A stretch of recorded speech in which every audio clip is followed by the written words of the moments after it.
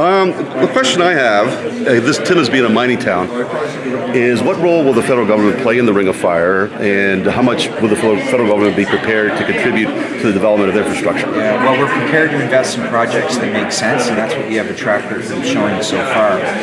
Obviously, the Ring of Fire and the platinum group of metals represents an opportunity. At some point, the market has had trouble getting to the point where any company could justify moving ahead very quickly with an extractive exercise. But as I've always said, the real economic legacy is actually setting up the infrastructure for this. And that's what we've been focused on. The Build Canada Fund is intended to focus on infrastructure projects. That's what we've heard from First Nations communities and from business. It's time to talk about corridors that have roads, the pre-planning engineering that goes on for that.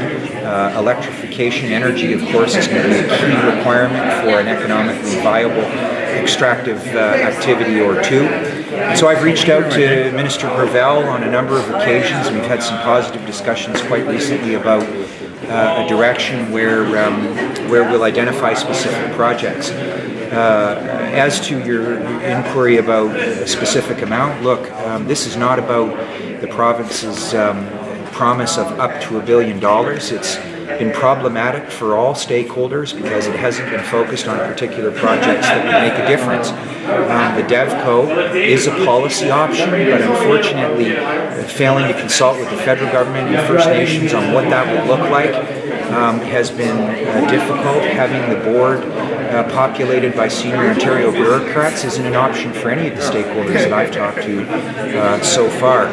But we're hopeful that the province is coming on board and turning its mind to specific projects that have the value added, if you will, of connecting First Nations communities to smaller towns and cities in and around the Ring of Fire to be involved in and accessible to the Ring of Fire. Okay, given that you said all that, the foregoing, what's the proposed way forward?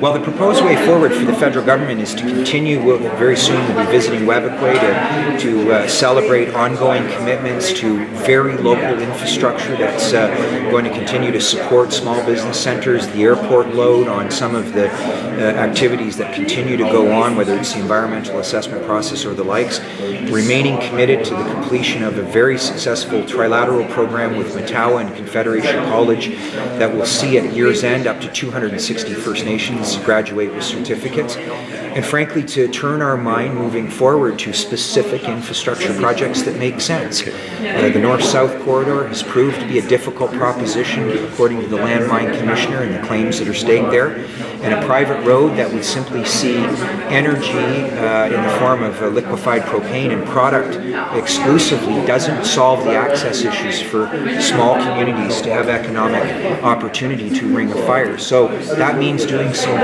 planning around other infrastructure options or directions for corridors and the likes. I suspect, in fact I know that those conversations are occurring amongst First Nations communities, small towns and cities, and even places like Thunder Bay. And we're going to move forward on their input. We'll see very soon. Thank you very much. Thank you. Any other questions? I have a question on the federal.